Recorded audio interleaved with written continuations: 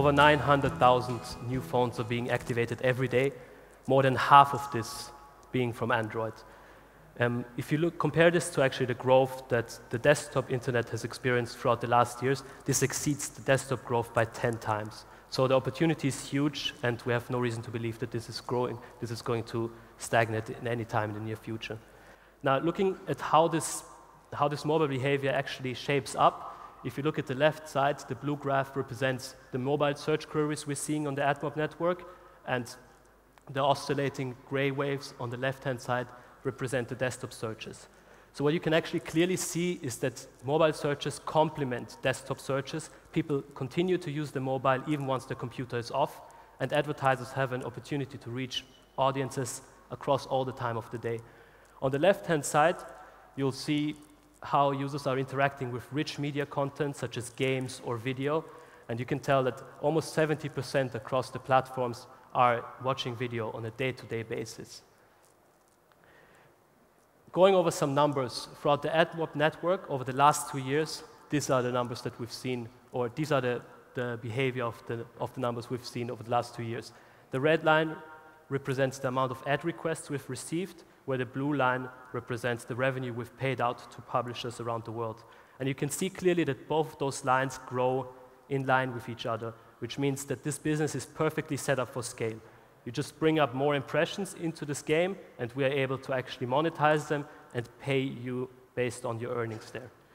Drilling a bit down into Israel, in the last year alone in Israel, we've seen around 700% growth in ad requests through the AdMob platform, generating 500 million or slightly above 500 million ad impressions a month.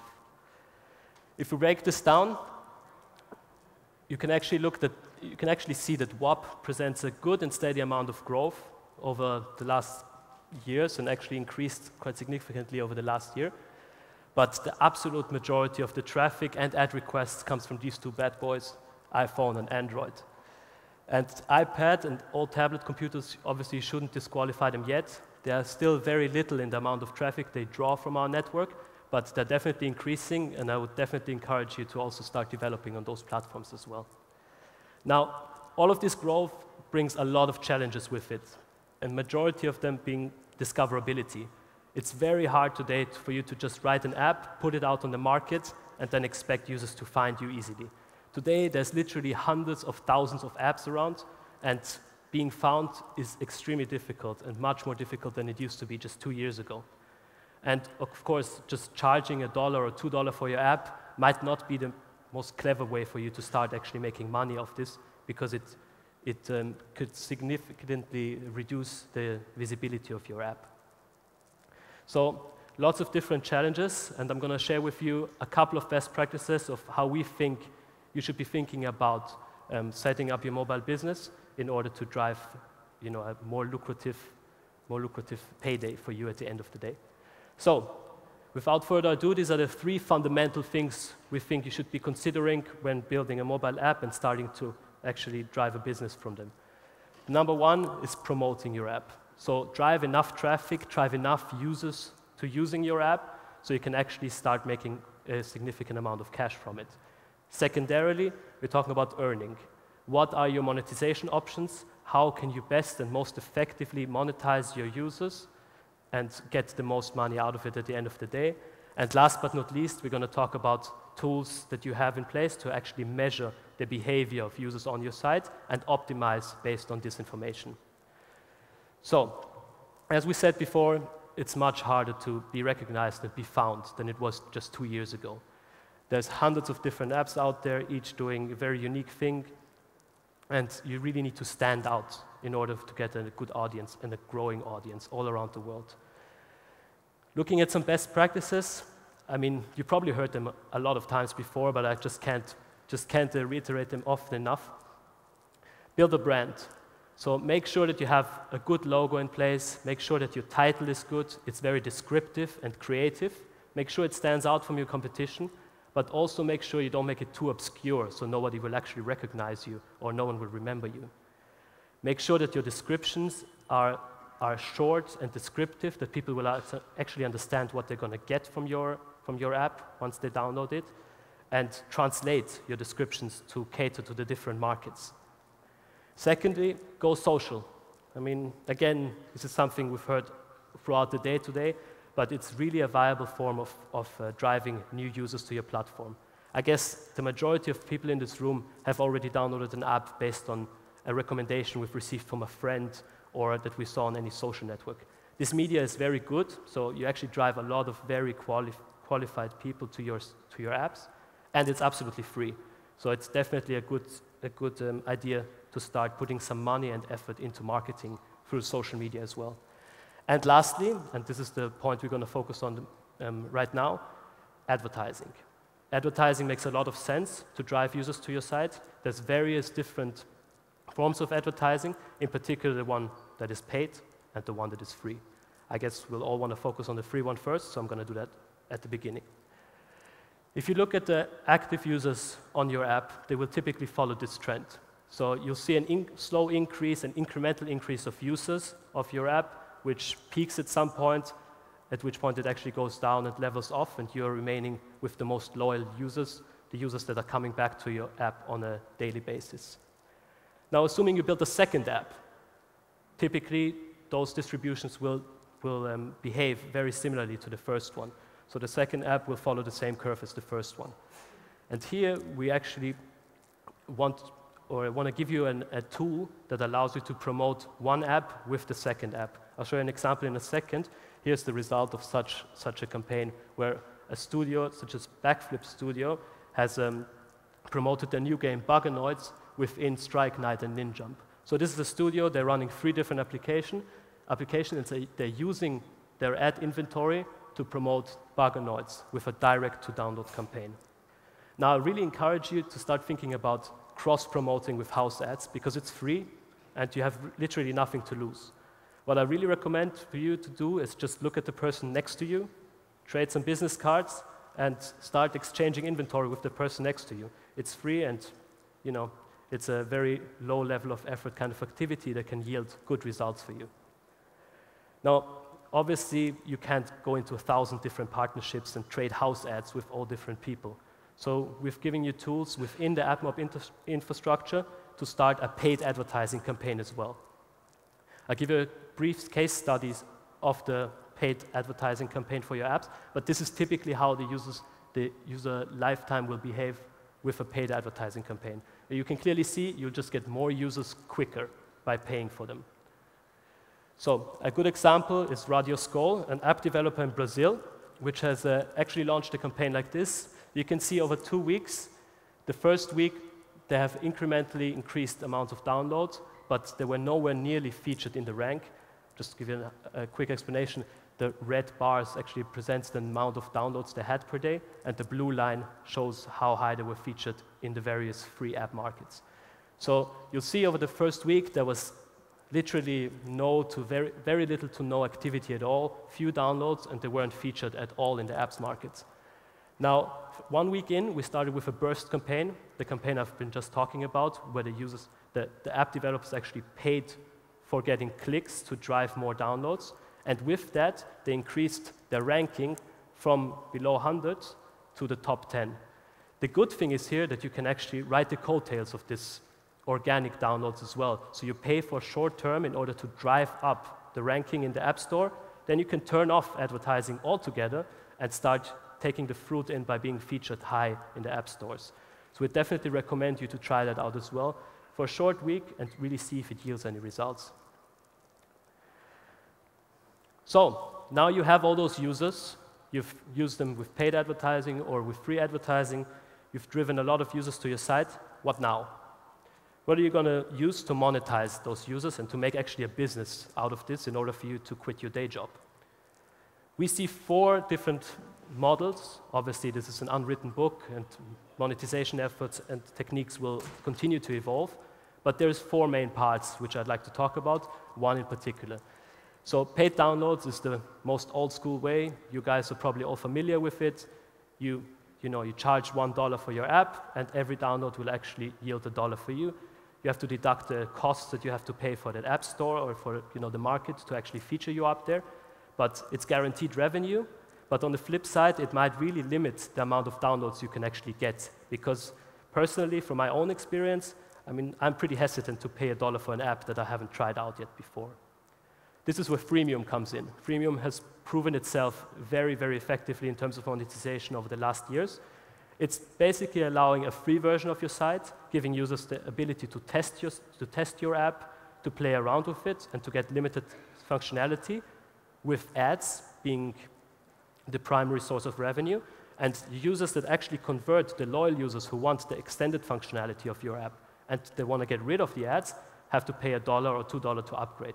This is really the best of both worlds, where you have ads supported for free users and paid downloads for the loyal customers. The third way is in-app purchases, selling virtual goods, which is always a good idea, but it makes only sense if you have a large audience that is really scaled across the globe and really engaged in your brand. So I would definitely advise you to start thinking about this for the long term and start thinking about how to monetize virtual goods. But in the beginning, the first two ways are definitely the better way to go. And last but not least, if you want to focus completely on advertising, like giving away the app for free and just drive your revenue from advertising, we're obviously giving you the tools with AdMob to start doing that as well. It's all within the same SDK, and it takes you 5 minutes to set up. I'm going to focus on this a bit more to just show you how it's done and how you can actually do this even after you go home today. So as I said, advertisers are increasingly spending more cash to get eyeballs of users on your app. So they're increasingly spending money on your apps, and Google has a significant sales force to drive those advertisers to your apps. So we have salespeople, and we have an online platform that works all across the globe and optimizes for this experience. So we're trying to drive a lot of advertiser dollars towards your applications. The amount of developers having earned more than $100,000 a year has actually quadrupled in the last 2 years, and I'm very optimistic that the next person making more than $100,000 a year sits in this very room and starts earning as of today. The dynamics of this are very, very similar to the desktop dynamics. So an advertiser pays to actually be featured on your app. A user launches your app and sees an ad. Once the user clicks on it, you get paid as a developer. Advertisers have a plethora of targeting mechanisms they have when they book advertising through Google and through AdMob. I mean, they can target by CPCs, by demographic and contextual packages. They can segment by country, by carrier, by platform, and whatnot. So we really make it as engaging to advertisers to start spending on your apps as well. We're giving them a lot of different ad formats, so optimized for tablets, as you see on the left, or text ads and display ads optimized for mobile devices that you can see on the right. Here's an example of a graphical interstitial. As you see, this is a high-performing ad unit that is launched when a user clicks to open your application. On the left-hand side, you see clicks the icon, and before the app launches, we actually show a graphical interstitial, which you can see on the right. And the new format, which we actually just announced last week, this is brand new, just hot from the oven, it's custom search ads. So this makes a lot of sense if your app is based on search. Anything around commerce, local, travel, anywhere where users actually perform a search within your app, you can launch search-based ads. These are the ads that you're familiar with from Google.com. They come from the same ads inventory, and they offer very, very good targeting because they're triggered by keywords. So assuming a user comes to your local app to show local restaurant recommendations, and he's using for Thai food, he's running a search for Thai, we'll actually trigger an ad based on that exact search query. And another advantage of this ad format, you can actually have it float above your search result, so you can actually scroll the search results of your own returns, but leave the ad floating on top. You have many different ways how you can customize this app, and they're performing extremely well in the short amount of time we've launched them for. Going over the maths of this, I guess a lot of you are already familiar with this, but I just wanted to give you just a quick overview of how you can actually calculate the user value and the return of your app in terms of financial return, so how much cash you're actually going to make of this. So assuming you launch 120,000 page views of your page on any given day, so 120,000 impressions throughout your app on any given day. Let's say you call our servers for 120,000 of those ad requests. We're able to give back 100,000 ads, which is 83% fill rate, which is actually quite low. We managed to monetize much higher than that typically. But assuming that, we show you 100,000 ad impressions a day with a click-through rate of 1.5%, which is not trivial at all. And you can generate around 1,500 clicks. If you calculate 10 cents in average per click, that's $150 per day. Now, this is big money. It might not seem like big money, but it really is. If you look at 20 impressions per user, and I'm just doing a very generalization of the average numbers. If you have 20 impressions for each user, so over the lifetime, he comes into your app 20 times. And in average, he sees 5 ads anytime he comes to your app. That means this particular user, the average user value generates 100 ads per user. With the CPM we've just calculated of $1.50, that's 15 cents value per user in average. Now, if you just think about this for a second, if you get your app to be downloaded 1 million times, which is not too trivial, that's $150,000 for you. Now, if you add let's say another revenue stream on top of that, you add a freemium model where you allow your users to actually upgrade the app after level 3 or level 5 and remove the ads altogether. Let's say you charge $2 for that upgrade and 5%, so 1 in 20 users will actually do that upgrade. That's an additional 10 cents upsell value for each user. So altogether, you'd actually have 25 cents per user for lifetime. And that will allow you to actually scale this up, start even considering to buy traffic for those apps. That is obviously cheaper than the 25 cents per user, and drive more users and scale this business up.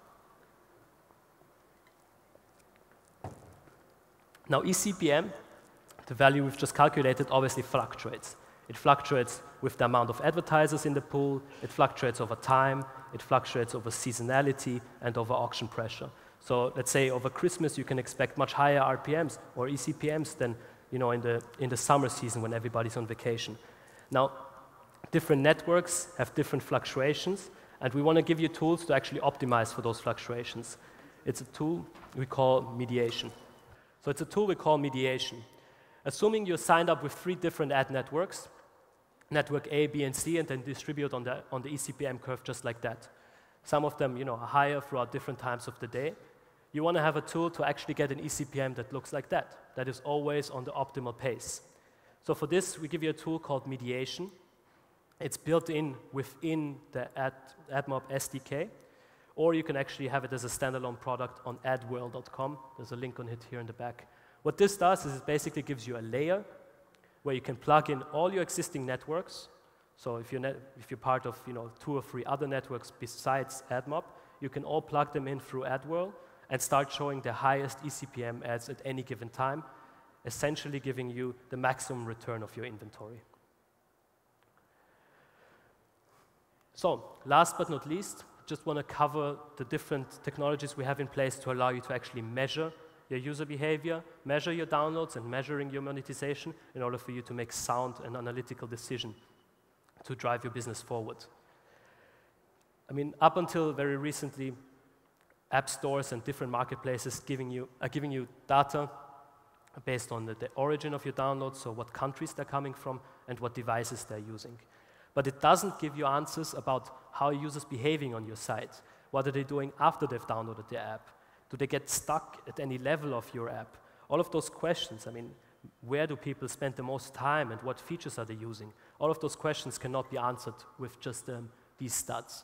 For this, you need a much more comprehensive integration, such as analytics. I guess some of you are familiar with Google Analytics.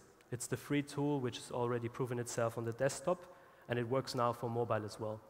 So you can really trend and see how users are behaving on your site, how they experience your applications, what features they're using, and how are they behaving. I mean, just think about this for a second. Why would you spend time in developing level 10 if the majority of your users don't make it past level 2? Maybe you are better off developing on top of level 2 and making it easier for users to progress before you actually move on and develop new levels that they don't get to in the first place. Another big advantage of analytics tracking is that it allows segmentation by referral. So this will allow you to focus your marketing efforts in a much more distinct way. So segmenting your origin of traffic makes a lot of sense for marketing, as I said. So assuming you launch a new campaign and you want to know how users that came in through that particular advertising campaign are behaving on your site. Analytics allows you to group those people together into a specific group and track how they are behaving as opposed to other traffic sources. So assuming you talk to the person sitting next to you right now, you agree on swapping some inventory for house ads, a week into that campaign, you really want to track how does this house ad perform? How do these users stack up against the other users I already have? All of this information can be found through Android and Google Analytics integration. So it really will help you make critical decisions, such as should you extend to a new platform or should you stick with your current platform? Should you acquire more users? As I said before, if a lot of your users come to your app and they drop off right after the first level and never come back, are you really wise to spend marketing efforts in driving new users? Or would you rather really develop your current infrastructure and optimize the user experience on your site before driving more marketing dollars towards it? It will also give you an indication of which features your users are actually using, which features you can actually deprecate and leave on a site. And if everything goes really well and all of the stats look green and looks good, then it gives you an indication that you can actually move on and start developing a new application and leveraging your own inventory. So, in summary, we've spoken about the promotion, about earning, and about measurement of your app. Promotion can be done with paid advertising or with free advertising through house ads. Both can be done within the AdMob SDK. Earning, there's a number of different ways of earning revenue throughout your app, primarily through the AdMob ad network, but through mediation also from other networks as well. And of course, we want you to think about considering the freemium model and virtual goods in the long run as well. And lastly, measuring. Make sure you have analytics set up right from the get-go and learn as you grow so you can actually optimize before you have reached critical mass. So, without further ado, I very much encourage you to, after you come home obviously, to go to admob.com, to register for a free account. It's pretty simple. Set up your app, retrieve and integrate the SDK, and start, making cash off of your apps. Just a quick disclaimer at the end. If you are seeking more to develop on the mobile web rather than on mobile applications, then I encourage you to go check out Google AdSense, because this is how we wrap everything up with what happens within a browser, as opposed to what happens within your app. So just to reiterate the key takeaways for today and for this short talk, I hope that you got a glimpse of how we think about building a mobile business based on our tools. I encourage you to think about and develop a mobile strategy right when you start launching your app, that you test and iterate given the tools in place, that you think about mobile advertising as the main revenue source for your income, and think about Google in terms of giving you tools to set this up, to measure, and to optimize. And with this, I'm going to open it up to questions if there are any. If not, I'm going to be standing outside and answer any of them.